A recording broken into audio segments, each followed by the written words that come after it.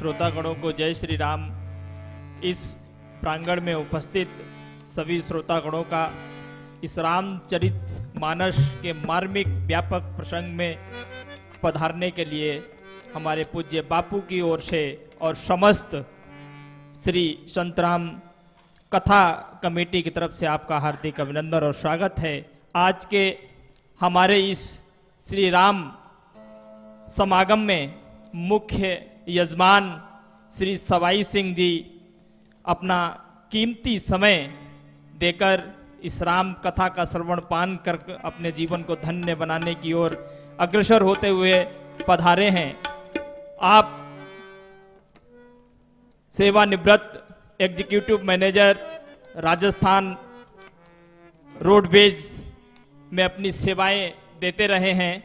हम आपसे आग्रह करेंगे कि आप व्यासपीठ पर पधार कर व्यासपीठ की पूजा अर्चना कर और महाराज जी का माल्यार्पण करें।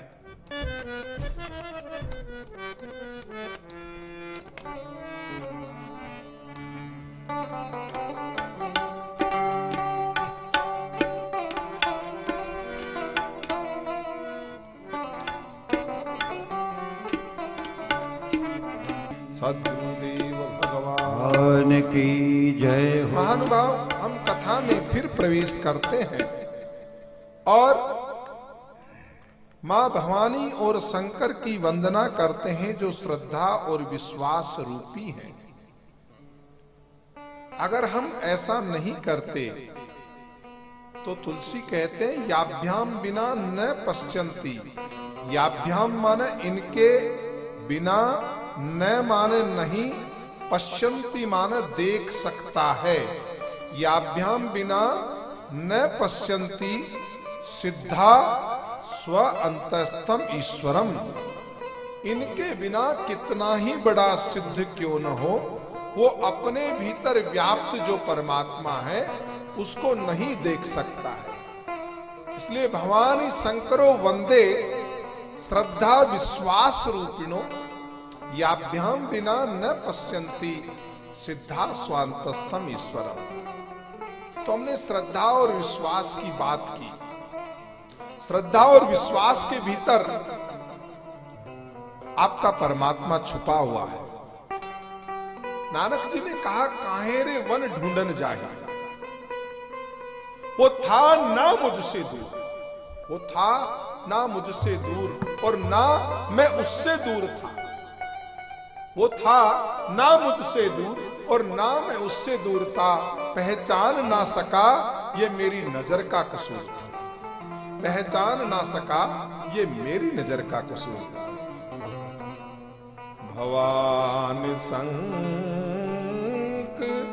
रो वंदे श्रद्धा विश्वास रूपिणो। याभ्याम बिना न पश्यन्ति सिद्धा स्वांतस्थम ईश्वरम। सच पूछो, इस श्लोक में कहा कि वो ईश्वर जो है वो कहाँ है? स्व अंतः स्तम ईश्वरम। अपने भीतर जो छुपा हुआ है वो ही परमात्मा है। लेकिन जब तक हम उसको जानेंगे नहीं, गुरु कृपा से, श्रद्धा और विश्वास से जब तक उसको हम बाहर ढूंढते रहेंगे तब तक वो हमें मिलेगा नहीं। इसके लिए हमने भीतर गोता लगाना पड़ेगा। बाहर ढूंढने वालों को जीवन में कभी कुछ मिलता नहीं। अगर मोती पाना है तो समुद्र की तह में जाना होगा, समुद्र की गहराई में उतरना पड़ेगा। किसी शायर ने कहा कि तमाम उम्र गई अश्क के बहाने में। तमाम उम्र गई अश्क के बहाने में। मजा मिला है उभरने का तो डूब जाने में। उस गहराई में जाने के बाद मुझे वो मोती मिला है, क्योंकि समुद्र की सतह पर तैरने वालों को नहीं बल्कि डूबने वालों को, इस ध्यान में डुबकी लगाने वालों को ये मोती प्राप्त होता है। तो याभ्याम बिना न पश्यन्ति सिद्धा स्वांतस्थम ईश्वरम। अपने भीतर जाने का प्रयास गुरु कृपा से करें।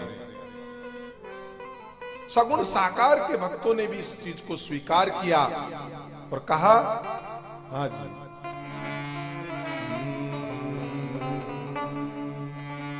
थारा घट में विराजे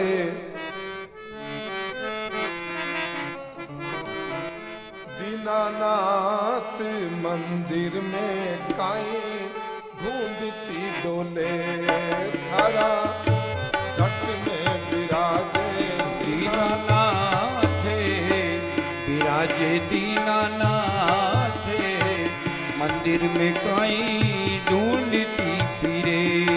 थारा घट में विराजे दीनानाथ, मंदिर में काई ढूंढती डोले। थारा घट में विराजे दीनानाथ, मंदिर में काई ढूंढती फिरे। ढूंढती फिरे सुरता, ढूंढती फिरे, ढूंढती फिरे सुरता, फिरे, ढूंढती फिरे। थारा घट में विराजे दीनानाथ, मंदिर में काई ढूंढती फिरे। वो थारा घट में विराजे दीनानाथ, मंदिर में काई ढूंढती फिरे। यानी जो भगवान है वो आपके घट के भीतर विराजते हैं, लेकिन हमने सब जगत में ढूंढा, लेकिन उस परमात्मा को अपने हृदय में जाके कभी ढूंढा नहीं। मैं आपको एक किस्सा सुनाना चाहता हूं। एक बार एक सेठ जी ट्रेन में यात्रा कर रहे थे और उस यात्रा के अंदर जो है एक चोर सेठ जी के साथ में लग गया। तो सेठ जी ने 50,000 रुपए उस चोर को दिखा करके ऊपर वाली जेब में रखे। चोर पीछे पीछे लग गया कि आज मौका अच्छा है और जो ही मौका मिलेगा मैं सेठ का 50,000 रुपया चुरा लूंगा। तो उसने सेठ जी से परिचय निकालना प्रारंभ किया कि सेठ जी आप कहां के रहने वाले हैं? बोला भैया मैं तो यहां जयपुर। बोला मैं भी जयपुर में ही रहता हूं। आगे कहां जाएंगे? बोला दिल्ली, मुझे भी दिल्ली जाना है। रास्ते में चलते चलते उसने सेठ से थोड़ी मित्रता की और कहा कि आप अगर आज्ञा दे तो मेरे पास कोई कामकाज नहीं, आपकी सेवा चाकरी कर लूं। सेठ जी ने कहा हाँ कोई दिक्कत नहीं। तनख्वाह कितनी लगे? बोला आपकी मर्जी हो जितनी दे देना, 5,000 6,000, क्योंकि मैं अपना मकसद पूरा होगा फिर मैं तो निकल जाऊंगा। तो सेठ जी दिल्ली में उतरे और उतरने के बाद होटल में एक कमरा लिया और उस कमरे के अंदर एक कमरे में सेठ जी और वो नया नौकर दोनों रहने लगे। तो सेठ जी ने वो 50,000 की गड्डी दिखाते हुए उसमें से 500 का नोट निकाला और कहा कि भैया जाओ सामने से 2 थाली खाना पैक करवा के ले आओ। वो बड़ा ईमानदारी से गया, 200 रुपए में खाना लेके आया, 300 रुपए ईमानदारी से सेठ जी को दिए। वापस आया जब तक सेठ जी ने वो 50,000 रुपया छुपा दिया। अब वो रात के टाइम उसे अपना मकसद में कामयाब होना था। उसने कहा सेठ जी आपके मैं पैर दबा दूं, हाथ दबा दूं। रहा बेटा बिल्कुल, सारी रात सेवा करता रहा, यहां जेब के हाथ लगाया कुछ नहीं, इधर देखा बाबा सेठ जी के पास कुछ नहीं, सब कुछ संभाल लिया, यहां तक कि पूरे बिस्तर को इधर उधर करके देख लिया, लेकिन कुछ भी मिला नहीं। सुबह उठते ही सेठ जी ने कहा कि जाओ बाहर से 2 चाय लेके आ जाओ, अभी अपन भुगतान करता हूं। वो चाय लेके वापस आया तो सेठ जी नोट गिन रहे थे, भाई पूरे हैं कि नहीं। चोर ने देखा सारी दुनिया में चोरी की, ये सेठ के यहां पे क्या हुआ? सारी रात मैंने रुपए संभाले, रुपए नहीं मिले। उन्होंने कहा ये 100 रुपए ले जाओ, चाय का भुगतान करो। दूसरे दिन फिर रहे, अब की बार तो उसने कहा सेठ जी का पैसा ढूंढ के रहूंगा और अब की बार चोर के चला जाऊंगा। सेठ जी ने वही खाना खाने के लिए भेजा, वापस आया, पूरी रात सेवा की, सेठ जी को इधर उधर उथल पुथल कर लिया, लेकिन कहीं पैसा मिला नहीं। सुबह उठते ही सेठ जी ने कहा भाई तू बहुत अच्छा सेवक है, सारी रात पैर दबा रहा था, ऐसा सेवक तो मुझे मिला नहीं जीवन में। उसने सुबह पैर पकड़ लिए और कहा महाराज मैं सेवक वगैरह नहीं हूं, मैं तो चोर हूं। मैंने दुनिया में इतनी चोरी की, लेकिन अब तो मैं आपका सेवक बनना चाहता हूं, शिष्य बनना चाहता हूं। आप तो बड़े पहुंचे हुए अंतर्यामी हैं, आप मुझे सिर्फ इतना सा बता दे कि आपने ये 50,000 रुपए छुपाए कहां? मैंने सारी जगहें देख ली। तो उन्होंने कहा मैंने कहीं नहीं छुपाया बेटा, जो तेरा तकिया उसके नीचे देख। और उसने जो ही अपना तकिया उठाया तो देखा कि 50,000 रुपए मेरे तकिए के नीचे थे। सारी रात सोता रहा और वो सेठ कुछ नहीं करता था, उसी के तकिए के नीचे रख देता था। ऐसे ही परमात्मा को जो आदमी है वो सब जगह ढूंढ रहा है, सब जगह ढूंढने की कोशिश कर रहा है, लेकिन अपना तकिया उठा के कभी नहीं देखा। मैं ढूंढता तुझे था कहीं कुछ और बन, चारों तरफ भगवान को ढूंढा, अपना तकिया अपने आप के भीतर दे। लेकिन इसको देखने की विद्या जो है वो गुरु महाराज सिखाते हैं। याभ्याम बिना न पश्यन्ति सिद्धा स्व अंतस्तम ईश्वर। मां भवानी और शंकर में श्रद्धा और विश्वास के बिना आप इस यात्रा में प्रवेश नहीं कर सकते। महानुभाव देखिए, यहां भगवान शंकर और मां पार्वती को तो श्रद्धा और विश्वास रूपी बताया है, लेकिन गुरु जी के लिए क्या वंदना है? वंदे बोध मयम नित्यम गुरुम शंकर रूपिणो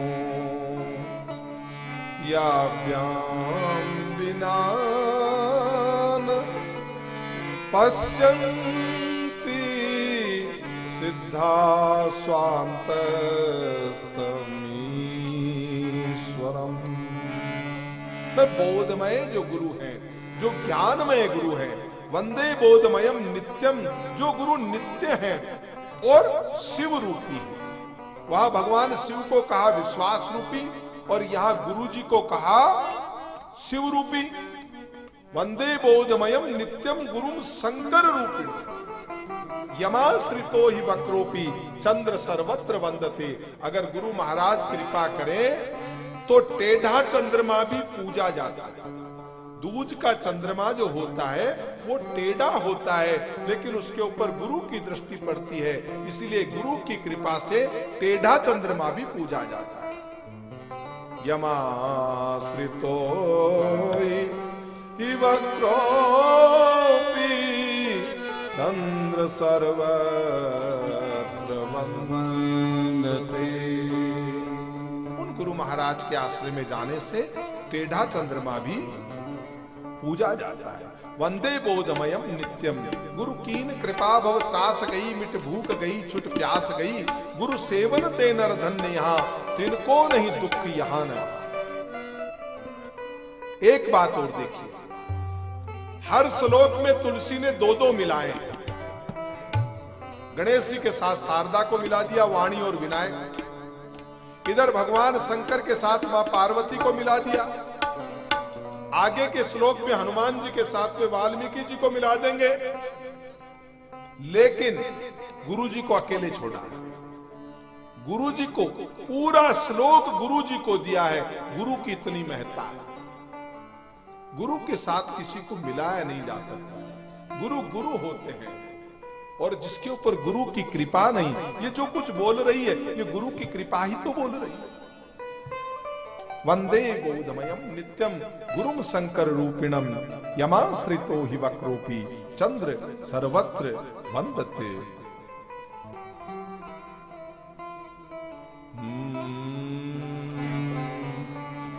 गुरुदाता मारो अब की जन्म सुधारो, गुरुदाता मारो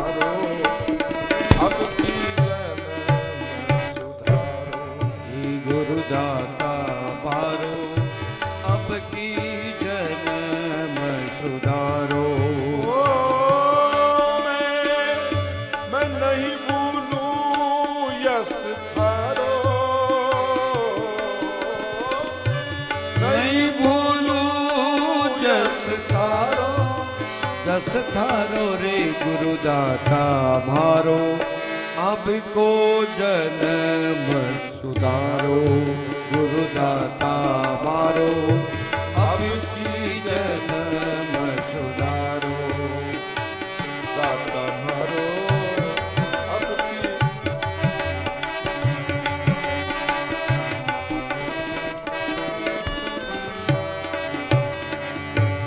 ओ दाता नहीं भूलूं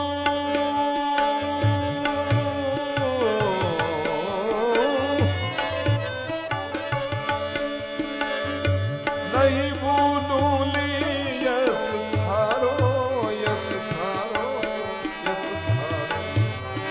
दाता मारो अब की जन्म सुधारो, गुरुदाता मारो अब को यो जन्म सुधारो, अब की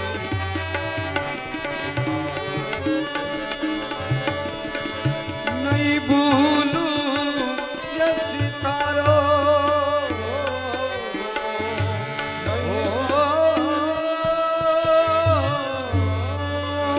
नहीं मैं भूलू यस थारो, यस थारो, यस थारो, गुरुदाता मारो अब के जन्म सुधारो, गुरुदाता मारो अब के जन्म सुधारो।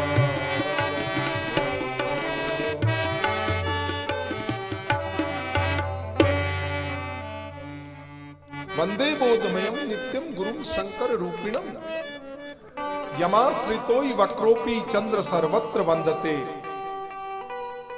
और मंगलाचरण के मध्य में हम चलते हैं, जहां हनुमान जी महाराज तैयार खड़े हैं। मंगलाचरण के संस्कृत के 7 श्लोक हैं, वो 3 पूर्व के श्लोक और 3 बाद के श्लोक, लेकिन बीच का जो श्लोक है, चौथा श्लोक जो है, उसमें हनुमान जी महाराज और वाल्मीकि जी महाराज विराजमान है।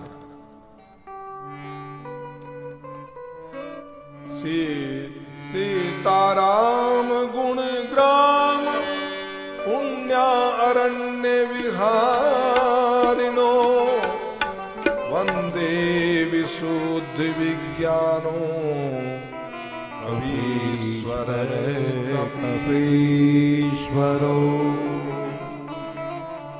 जो सीताराम रूपी गुण ग्राम, जो गुणों का गांव है, और वो गुणों का गांव कहां है? अरण्य में है। गुण ग्राम, सीताराम गुण ग्राम, और उसके अंदर जो हमेशा भ्रमण करते रहते हैं, ऐसे विशुद्ध विज्ञानी जो हैं, वो 2 विज्ञानी हैं।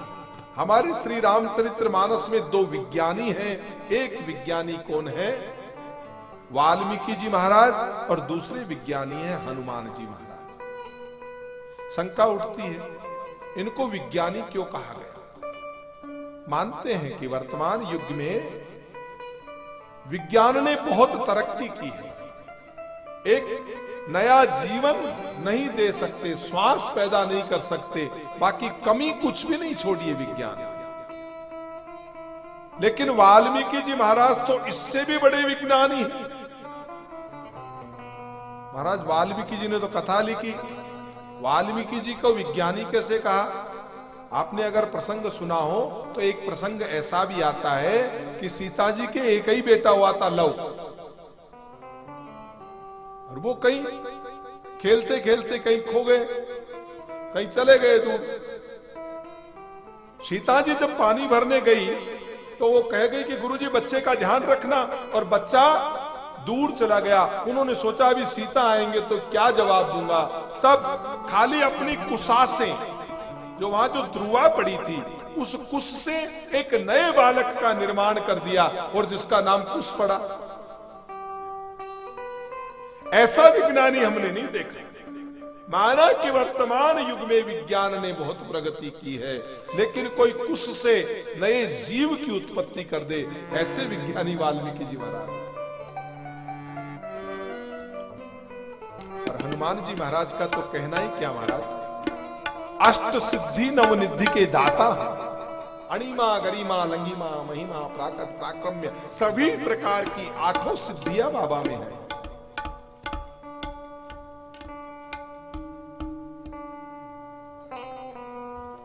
अतुलित बल के महाराज अणिमा गरिमा लंगिमा ये सिद्धियां, हाँ तो ये हनुमान जी में है बिल्कुल, और बाबा जब चाहे प्रयोग कर सकते हैं। ऐसा विज्ञानी नहीं देखा होगा, कभी चाहे तो पहाड़ जैसा कनक भूधराकार शरीरा, और जब लंका में गए तब रूप कैसा था, मच्छर बन के गए। अब कैसा विज्ञानी है, कभी बाबा मच्छर बन जाता है, कभी पहाड़ बन जाता है, कनक भूधराकार शरीरा, और जब लंका में गए तो मसक समान रूप कपि कीना, तब मच्छर बन गए, यानी अणु की तरह से बन गए। अणिमा सिद्धि है। लंघिमा समुद्र को लांग गए, समुद्र को लांग गए, उड़ने की क्षमता जो है वो हनुमान जी महाराज में है। अणिमा है, गरिमा है, पहाड़ जितने बड़े हो गए। सूक्ष्म रूप धरि सियहि दिखावा, विकट रूप धरि लंक जरावा, भीम रूप धरि असुर संगारे, सिया राम के काज सवारे। ऐसे हनुमान जी महाराज का वंदन हम करते हैं। और श्रीमद् रामचरितमानस में तो हनुमान जी महाराज से संबंधित एक जो 7वां सोपान है, 7 सोपानों में जो एक सबसे सुंदर सोपान है जिसे हम सुंदर कांड कहते हैं, वो हनुमान जी महाराज से संबंधित। तो हनुमान जी महाराज की वंदना हम सुंदर कांड में करेंगे, हनुमान जी महाराज की व्यापक चर्चा भी हम सुंदर कांड में करेंगे। अभी हम इतना ही कहेंगे कि हम इस वंदन के दौर में वंदे विशुद्ध विज्ञानो कविश्वर कपीश्वरो वाल्मीकि जी महाराज को और हनुमान जी महाराज को प्रणाम करते हुए अब हम आगे बढ़ते हैं, जहां उद्भव स्थिति संहार कारणिम क्लेश हारणिम सर्वश्रेयस्करिम सीता न तो हम राम वल्लभा।